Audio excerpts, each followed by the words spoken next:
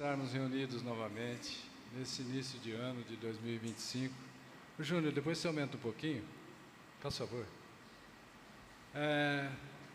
Aqui eu tenho observado um crescimento, não só das atividades materiais, como esse palco maravilhoso que foi construído, mas um crescimento espiritual por parte de todos vocês. Eu não poderia deixar de falar isso para vocês, todos, trabalhadores e frequentadores da casa.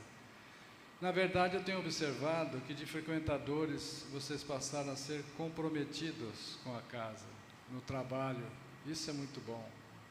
Isso é ótimo que vocês estão fazendo nessa integração, nesse trabalho em conjunto, sob a regência dessa diretoria maravilhosa. E aqui eu cumprimento em nome do Júnior, Isaías Claro Júnior. Nesse início de 2025, desejamos a todos um feliz eu novo. Estranho, né? Feliz eu novo, que nós sejamos criaturas novas, cristãs, do amor aberto, da paz, da humildade, da caridade, da confiança em Deus. Em resumo, que nós sejamos dignos de tantas bênçãos que são derramadas sobre as nossas cabeças. Muita paz a todos neste ano. Continuando o estudo do Evangelho segundo o Espiritismo, já no capítulo 24, não coloqueis a candeia debaixo do alqueire, não é? Capítulo 24. Não criamos moral nova. Kardec cria simplesmente um desenvolvimento da moral cristã. Kardec desenvolve os evangelhos dos 4 evangelistas, Mateus, Marcos, Lucas e João.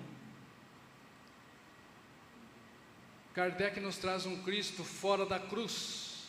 Isso é maravilhoso. Cristo fora da cruz. Um Cristo vivo que está presente, que acompanha os nossos pensamentos, que cultiva os nossos pensamentos como um jardineiro divino. Isso é maravilhoso. Essa doutrina é maravilhosa. Então, no Evangelho segundo o Espiritismo, capítulo 24, não coloqueis a candeia debaixo do alqueire. Nós vamos ver esse item agora. Não procureis os gentios. Estranho que Jesus disse isso, mas ele disse isso. Não coloqueis ou não procureis os gentios. Vocês sabem por quê? Vamos ver juntos? Porque veja, para não colocar a candeia debaixo do alqueire, aqui está dizendo assim: não esconda o conhecimento. Em outras palavras, não esconda o conhecimento, por menor que ele seja. Se alguém lhe procurar, passe esse conhecimento. Aí você vê um item: não procureis os gentios. Vamos ver o sentido exato disso. O que é candeia? Uma luminária. Todas essas luzes que estão acesas aqui são candeias. Essa é uma candeia bem antiga. Coloca-se óleo nela e aqui acende num pequeno pedacinho de barbante ou tecido. Essa também é uma candeia bem antiga, feita em barro. Uma candeia já acesa desse mesmo modelo. Uma candeia também, um lampião. E o que é alqueire? Uma vasilha para medir volume, medidor de volume, que corresponde a 80 litros. Isso aqui era feito para receber a porcentagem do imposto que o agricultor tinha que pagar para o rei, para o imperador. Então, ele tinha que medir quanto ele colheu e uma porcentagem ia para o governo. Isso é antigo, hein? Não é só hoje, não. E desse medidor de volume surgiu uma área agrícola que correspondia a esparramar essa semente de forma otimizada, de forma correta, naquela área. Aquela área correspondia a um alqueire. Claro que as medidas agrícolas não são feitas em alqueire. Isso é uma medida antiga no popular. As medidas são hectares. 100 metros por 100 metros. Mais ou menos um quarteirão, um hectare. Tá? Bem, mas o que nós queremos mostrar? Que Jesus pediu para não fazer isso. Ó. Não coloqueis a candeia debaixo do alqueire. Estranho, né? Não, não é estranho. Veja bem, o que significa não coloqueis a candeia debaixo do alqueire? Não esconder a luz do conhecimento. E sabe que desde o passado, e ainda hoje, esconde-se a luz do conhecimento em benefício próprio, para prejudicar, para explorar, para enganar. Mas usar o conhecimento em benefício do próximo, para evitar doenças, para ele ter saúde, auxiliá-lo economicamente, auxiliar politicamente, orientar moralmente, ensinar a lei de amor, que é a lei de Deus, para que ele possa praticar a lei de amor. Para quê? Para ser feliz. Para que ele seja feliz, para que sejamos felizes. E também usar o conhecimento em benefício próprio de si mesmo, para evitar doenças, para ter saúde, para orientar-se espiritualmente, para evitar a fé cega, que é problema para a religião e para quem professa a fé cega, para ter a verdadeira fé, para compreender a lei de amor, praticar a lei de amor, para ser feliz. Olha que interessante. Conhecer o Evangelho e não praticá-lo também é colocar a candeia debaixo do alqueire, em prejuízo próprio. Conhecer o Evangelho e não praticá-lo também é esconder a luz do conhecimento. Então vamos entrar no item de hoje, que é não procureis os gentios. Para isso nós temos que descobrir quem são os gentios. Aqui nesse mapa está o mar Mediterrâneo. Essa região colorida é dos judeus. Aqui nessa cor bege é vizinhos. Mar da Galileia. Mar da Galileia aqui, Rio Jordão, Mar Morto, tudo bem? Então, aqui são as tribos de Israel. Aqui, olha, os hebreus eram 12 tribos, até 700 anos antes de Cristo. Depois, eles se dividiram, porque começaram a misturar coisas no Torá, na lei de Moisés. E então surgiram as divisões. Uma no sul, aqui, Benjamim, que era o local onde eles se reuniam, e Judá, por isso os judeus. E lá no norte tinha 9 tribos, Samaria 10, por isso samaritanos. Se você contar, 10, 11, 12. Elas se dividiram dessa forma. Se dividiram de forma tal que judeus e samaritanos tornaram-se inimigos.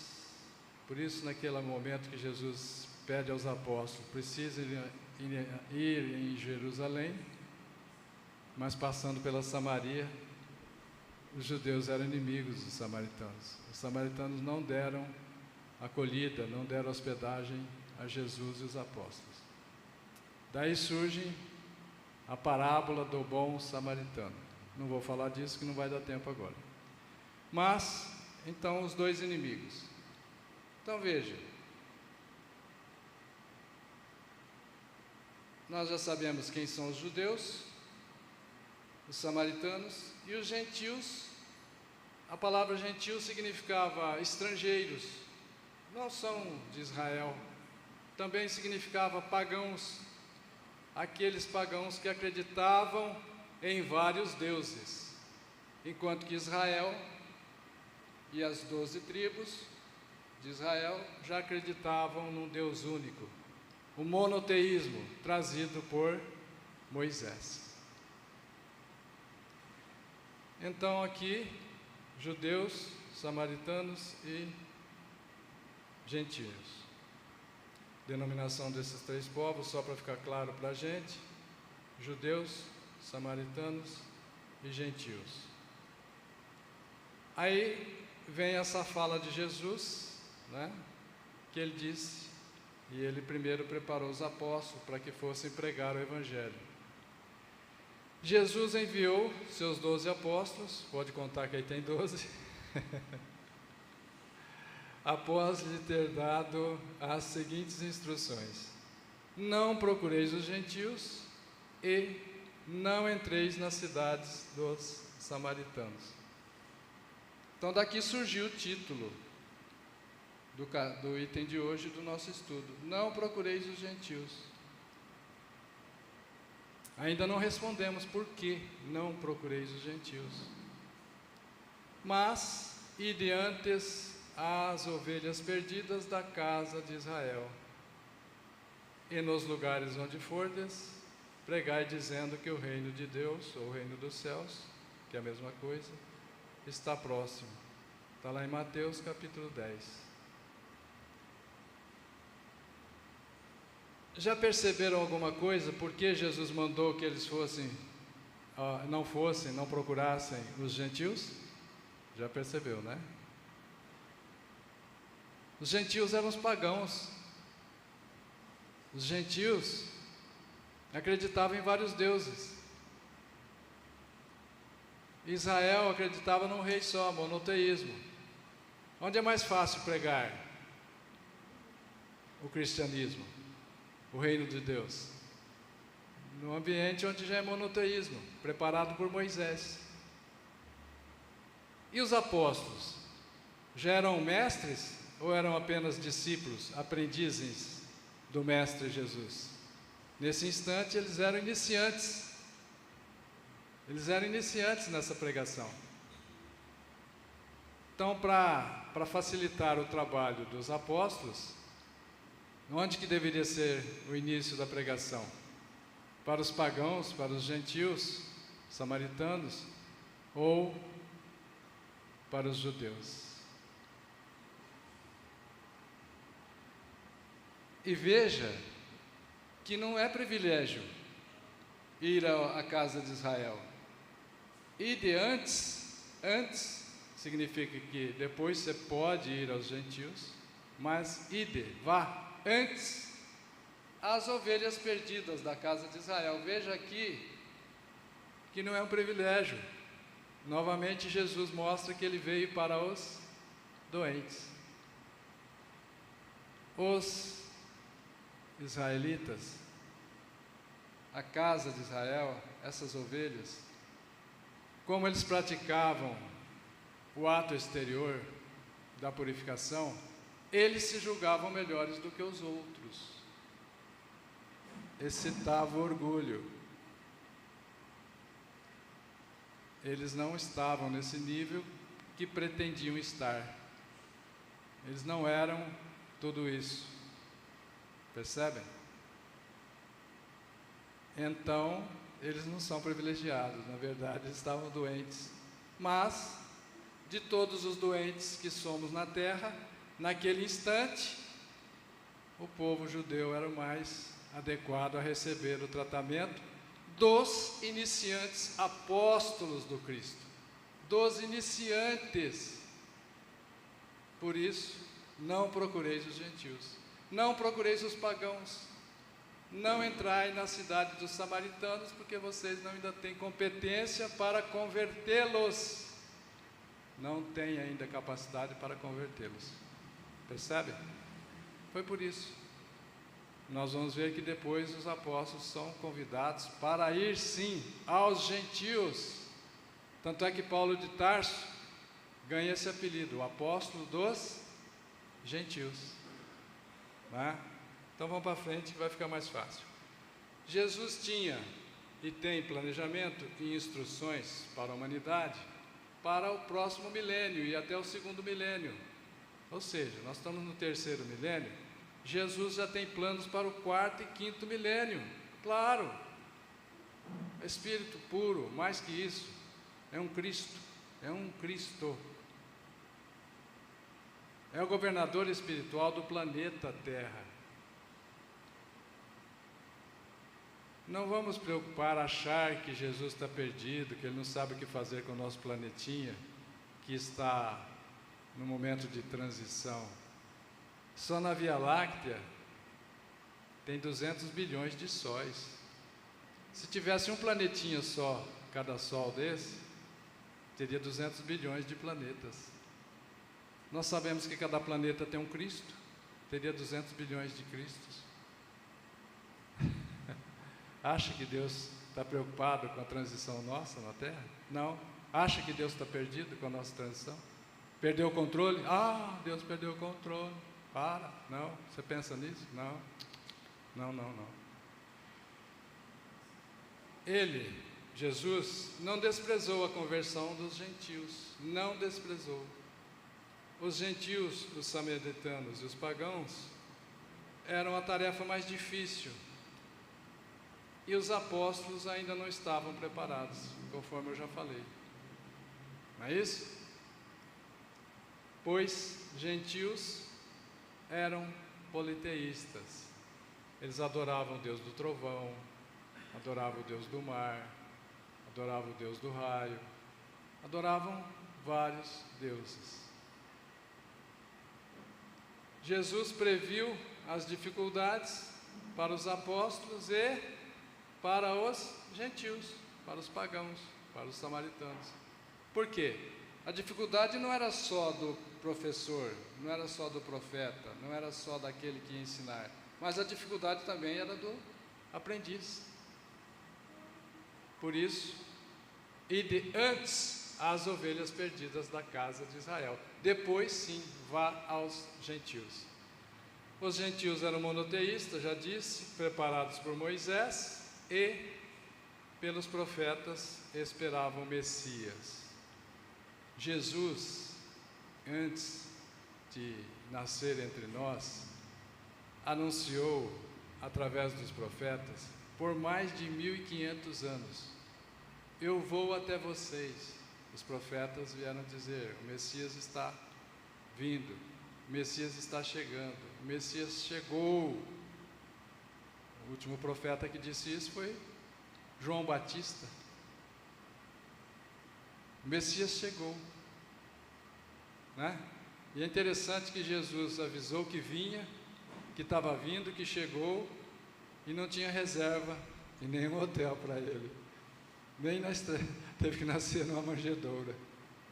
O governador espiritual do planeta todo, que inspirou todos esses profetas anteriores, que inspirou Moisés, que inspirou Elias, Jeremias, Malaquias e todos os profetas, nasceram em uma manjedoura por escolher, nasceram em uma manjedoura.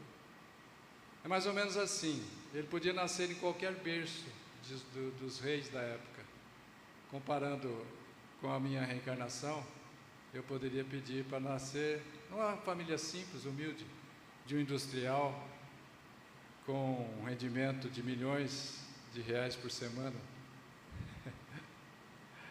Mas o meu orientador espiritual disse assim: não, João, toda vez que você nasceu rico, você fez mau uso, você entrou em queda moral. Ah, então deixa. Ah, então me dá beleza pelo menos. Não, João, toda vez que você nasceu bonito, você também fez mau uso da sua beleza. Ah, então nasci desse jeito.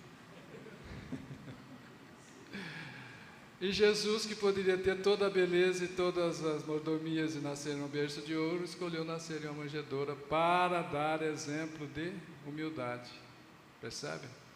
O governador, gente, espiritual do planeta Terra, aquele que é o nosso modelo, nós temos que nos inspirar nele para nos tornarmos igual a ele. Isso não é heresia, não. Todos nós vamos nos tornar igual a Jesus. E ele disse isso: nenhuma de minhas ovelhas se perderá. Eu vou para vos preparar o lugar, e quando eu tiver preparado o lugar, voltarei para buscá-los, para levar comigo, para que onde eu estiver, vós estejais também. Eu fico até arrepiado de lembrar essas promessas de Jesus. Apóstolos, não procureis os gentios. Depois os apóstolos foram ao centro do paganismo. Está lá em Atos dos Apóstolos, capítulo 10, capítulo 11 também, a revelação a Pedro, Simão Pedro, ir aos gentios. Está lá. Veja, que antes fosse as ovelhas desgarradas de Israel, mas depois vem a revelação para Pedro ir aos gentios. Posteriormente, Jesus diz a Paulo, Jesus que apareceu algumas vezes para Paulo de Tarso, disse: ide aos gentios, e Paulo se torna o apóstolo dos gentios. Não é isso? Está claro, não está? Que bom. Ovelhas perdidas da casa de Israel, vaidosos e exclusivistas, não eram privilegiados, eram doentes. Ovelhas perdidas e não privilegiados, antes semear em terreno já desbravado, antes atenderam com urgência o mais necessitado. A gente tem que atender com urgência, igual você vai, se a gente for no pronto-socorro, chega alguém com fratura exposta, e chega alguém que está com apenas uma dorzinha de cabeça, quem que tem que atender primeiro? Urgência, fratura exposta. Percebe? Elegeram-se esses ovelhas perdidas de Israel, eles se elegeram como povo escolhido por Deus, e eles achavam que os outros eram o resto. Jesus afirma igualdade a todos. Jesus veio para todos os povos. Missionários com diferentes níveis de missão, de complexidade, de competência. Temos vários profetas com missão de uma cidade, de um país, de um continente, mas com a missão de elevar todas as criaturas do planeta Terra. A missão foi do Cristo, e ela está sendo realizada pelo Cristo, que é o maior dos missionários. Jesus veio para todos, porque daria a impressão que Jesus teria vindo só para o povo de Israel, e não teria vindo nem para o povo todo de Israel, porque não teria ido para os samaritanos, mas ele foi. Tanto é que ele encontra aquela mulher no poço de Jacó, lá na Samaria, lembra? Então Jesus atendeu e acolheu a todos. Cuidado com a vaidade e o orgulho de ser bondoso. Nós não podemos chegar a um ponto de falar assim: nossa, eu tenho o maior orgulho de ser humilde. Não tem sentido. A partir do momento que ele diz que tem o maior orgulho de ser humilde, ele já não é humilde mais, não é? As sementes não podem germinar antes e só em terreno preparado. Por que tinha que primeiro ir às ovelhas perdidas de Israel? Porque as outras sementes não podiam germinar antes, e deve ser colocada a semente em terreno preparado. Se vocês verem a fé que tem os homens da agricultura, o Júnior é prova disso, ele está ligado ao meio rural também. O agricultor é um homem de muita fé, ele investe muito dinheiro, compra semente, compra adubo, compra calcário, compra herbicida, compra agrotóxicos e espera a chuva. E ela vem. Então, ele prepara o terreno. O agricultor é um homem de muita fé. E pode observar que Jesus falava coisas simples do dia a dia. Por isso que ele fala do semeador que saiu a semear. Fala da candeia, não coloqueis a candeia debaixo de um vasilhame, mas a luz tem que colocar no alto para iluminar a todos. Espíritas, não perder tempo com zombadores e incrédulos que se recusam a ver e ouvir. Se as pessoas nos procurarem para que nós possamos informar, com o pouquinho de luz que nós já temos, de boa vontade, nós temos que informar. Nós não podemos esconder a luz, não podemos colocar a luz debaixo do alqueire. Mas se você está percebendo que a pessoa não quer nem te ouvir e nem ver, não vamos perder tempo. Vamos acolher aqueles que têm boa vontade, como aqui estamos. Vê se nós estamos em praça pública falando para todos. Não, eles não têm interesse ainda. Eles são sementes que ainda não estão no ponto de germinar. Não foi preparado o terreno.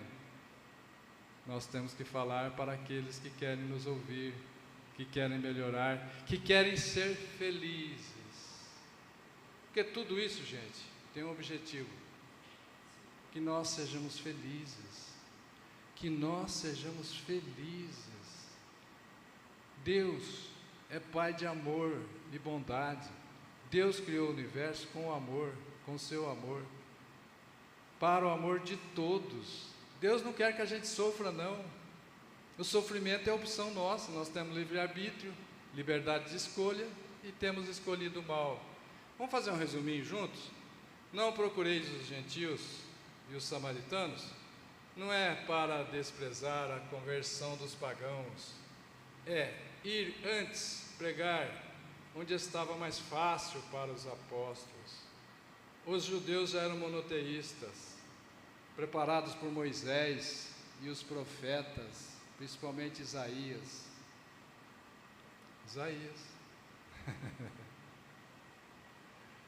Depois pregaram no centro do paganismo, em Roma, centro do paganismo, Roma, onde ficava o imperador César. Espíritas, não perder tempo com zombadores e incrédulos que querem se recusar ou que se recusam a ver e ouvir. Repetiu, né? Bom. Não teimar com outras religiões. Não vamos tentar convencer as outras religiões. É mais ou menos assim, olha. Cada um tem uma tábua de salvação e estamos no oceano, caminhando para a praia, nadando para a praia. Cada um tem a sua tábua de salvação. Se você oferece um jet ski para ele deixar a tábua de salvação, é possível que ele não saiba ligar o jet ski e não vai se salvar. Está percebendo a comparação? Então, não tire a tábua de salvação de ninguém. Não tire a crença dos outros na religião que eles têm, porque isso é consequência grave para quem faz isso. Porque ele não tem capacidade para usar o jet ski, você tirou a tábua de salvação e ele vai naufragar. E somos culpados, viu? Então nada de ficar tentando converter o vizinho, convencer o vizinho. Porque nós não convertemos, nós normalmente convencemos apenas. Converter é mais, né? Converter é para o Cristo. Ajudar primeiro os de boa vontade, que é o germe da fé. Mais vale abrir os olhos a 100 cegos que desejam ver, do que um só cego que prefere as trevas. Aqui é interessante, né? Porque a comparação também é lógica, né? Mais vale abrir os olhos de 100 cegos do que de um só, né? A comparação também é desproporcional, né? Abrir os olhos de 100 é melhor do que de abrir de um. Mas é mais que isso.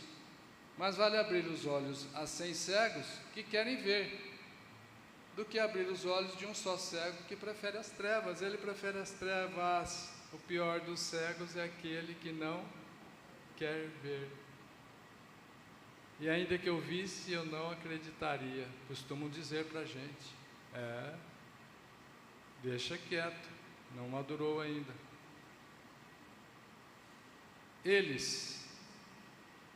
Essas pessoas resistem por orgulho, quanto mais se parece dar valor à sua conversão. Se você for lá tentar convencer uma pessoa de outra religião, eles vão ficar com mais orgulho, porque eles estão achando que eles são muito importantes para serem convertidos. O Espiritismo, presta atenção, o Espiritismo não precisa de nós. Nós é que precisamos do Espiritismo. Está claro isso? Nós é que precisamos do Espiritismo. E o Espiritismo tem sido uma bênção em minha vida. A minha avó era espírita, fazia reunião na fazenda, na colônia, e os colonos participavam. A minha mãe é médium e trabalhava nessas reuniões de mediunidade. Era um ambiente amigável, tinha campo de futebol, campo de bote, campo de dominó, campo de malha, tinha tudo. Eu era criança, eu via isso. Quer dizer, quando eu comecei a ver também, a coisa já estava mais no final. E depois eu nasci no berço da minha mãe, que também é espírita. Minha mãe está com 95 anos. Ela está com a cabeça lúcida, ainda faz a prece de cartas, que eu ainda não decorei. Ela faz de ponta a ponta. Então eu tenho tudo a agradecer a minha vida inteira pelo Espiritismo. É uma bênção em minha vida. Eu conheci outras religiões, até foi por interesse em namorar uma menina que era católica, então a gente ia lá, mas não deu certo, né?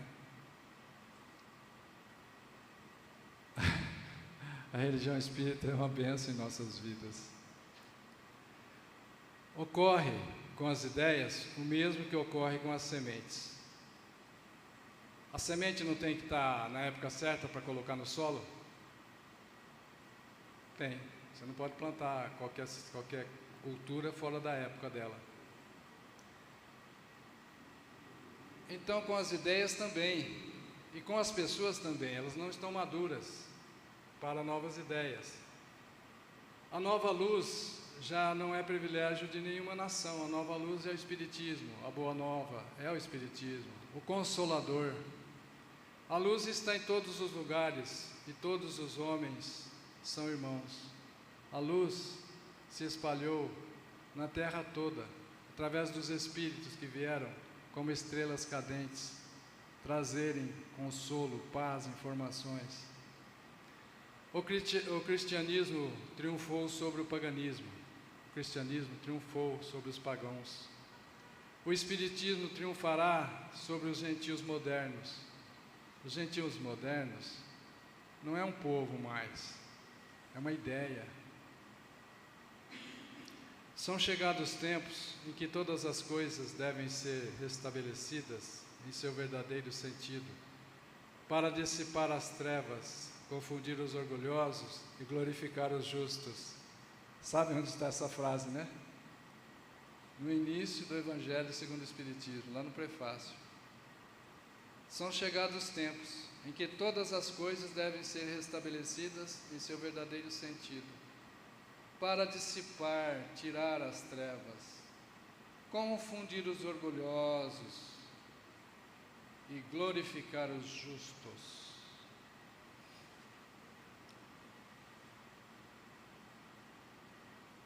Em função do tempo, eu vou pular esse slide aqui. Eu sei que vocês estão com pressa, que eu acabe logo.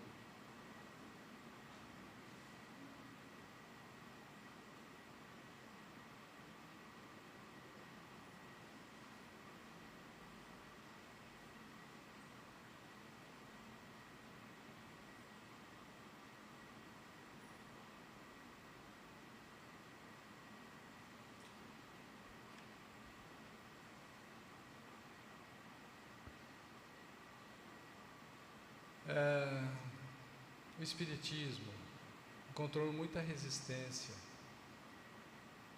quando surgiu através de Allan Kardec e encontra resistências e preconceitos até hoje.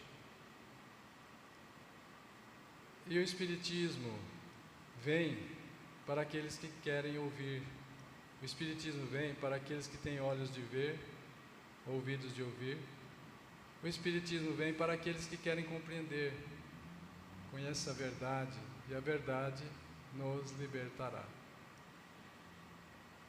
Estou dizendo isso para aproveitar a oportunidade de dizer de uma obra que eu estudo desde 1975, ou 4 talvez, 50 anos, né? 50 anos. E eu tenho trazido essa obra no meio espírita, eu justifico por quê.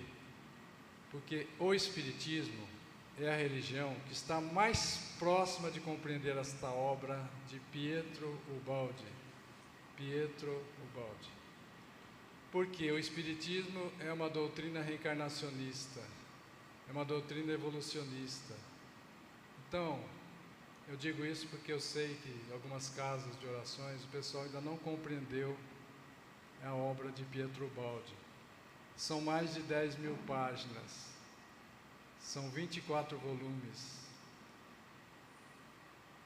Por que eu não levo isso para as outras religiões X, Y, Z? São várias religiões, não são? Porque eles ainda não estão maduros para compreender Pietro Ubaldi. Eu trago, às vezes, para os espíritas, de coração meu, de boa vontade minha, com o meu amor, porque eu sei que o Espiritismo está mais próximo de compreendê-la. Essa obra aqui, ó, de Pietro Ubaldi. Pietro Ubaldi, um italiano, nascido em Foligno, próximo a Assis, um franciscano que doou 300 milhões de reais, o dinheiro de hoje, para tornar-se um franciscano sem dinheiro. Aqui estão alguns volumes da sua obra, de 24 volumes. As Grandes Mensagens. Este livro, As Grandes Mensagens, tem uma mensagem que chama a Mensagem do Perdão, dado dia 2 de agosto de 1932 ou 33. Quem ler essa mensagem vai ter certeza, se ler sem preconceito, de que ela foi ditada por Jesus. Mensagem do Perdão. Esse segundo volume, A Grande Síntese, faz um resumo do universo. Esse volume, Deus e o Universo, trata, num conjunto, numa síntese, sobre o universo todo com Deus, o sistema, queda e salvação, e o último volume, Cristo. São 24 volumes. Só estou trazendo isso porque eu estou aproveitando que o Dalmo está gravando, e eu sei que algumas casas de orações têm dificuldade de compreender a obra. E o Espiritismo tem sido procurado por mim e por outros companheiros. Por quê? Porque é a religião que está mais próxima de compreender esta obra. Muita paz a todos. Muito obrigado.